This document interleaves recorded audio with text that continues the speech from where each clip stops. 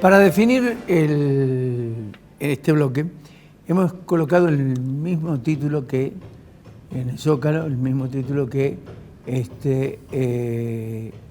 utilizamos la semana pasada con Graciela Ramuspe de Pilnik.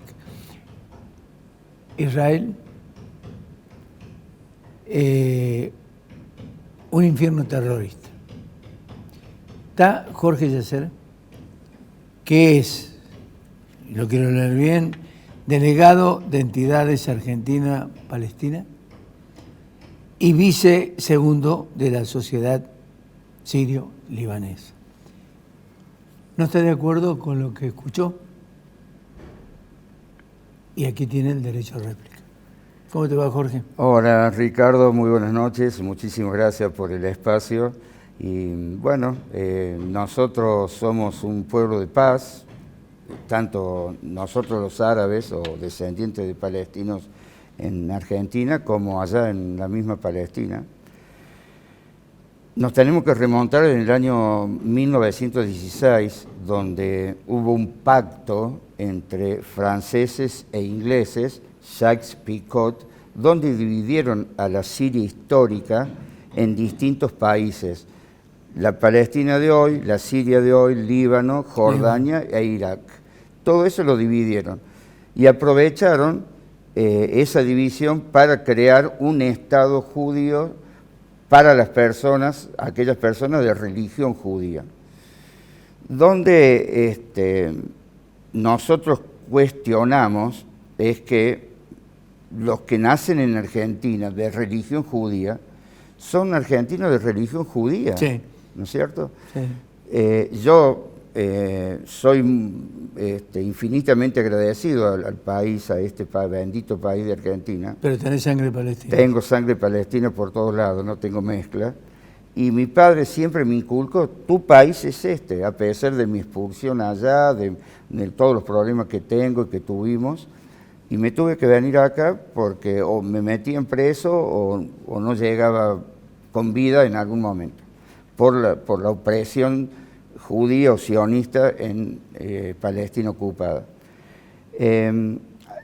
Acá no es una cuestión, vayámoslo de hoy, una cuestión de Hamás solamente, o de la Franja de Gaza o de Cisjordania, es toda Palestina, y nunca ellos cumplieron con los acuerdos y las resoluciones de la ONU.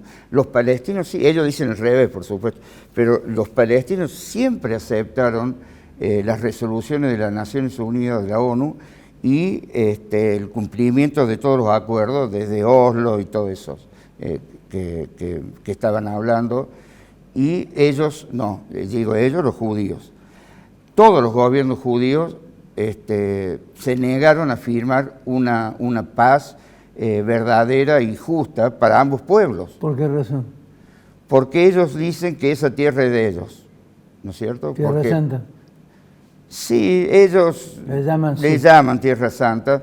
Desde Theodor Herzl, que es el padre del sionismo, que es el grupo más militarizado, digamos, de los judíos, donde ellos directamente captaron Palestina para ellos, nada más.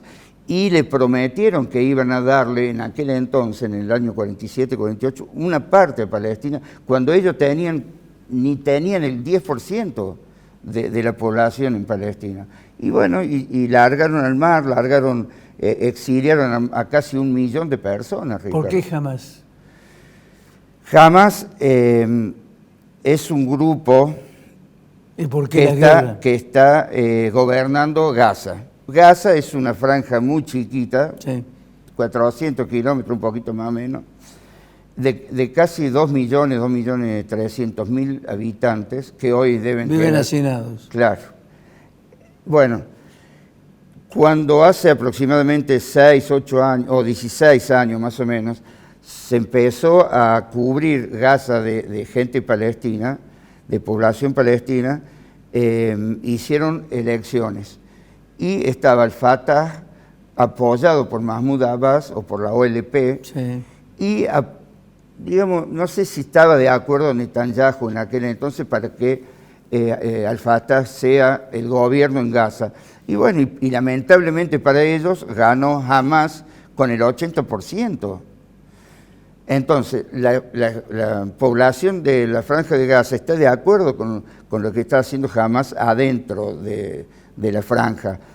Lamentablemente, pienso y pensamos, la gente que nos hemos comunicado, la gente de descendencia palestina, que algún problema le deben haber hecho en la frontera para que reaccione de esa forma Hamas. ¿Se justifica todo esto? No, por eso, realmente no hay justificación en la violencia.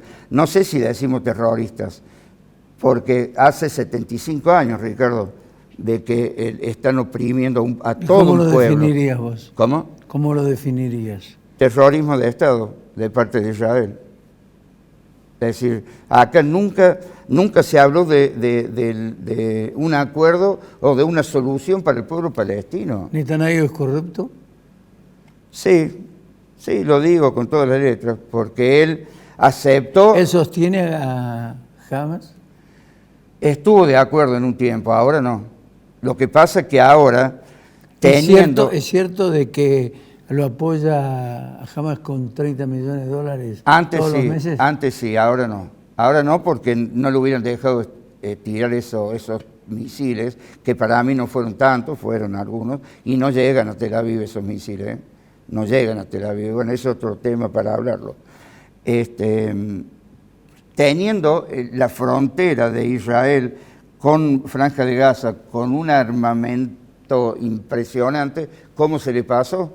Tenían el antiaéreo, tenían en tierra todo. No, que hubo, digamos, deficiencias en el servicio de inteligencia israelí, claro.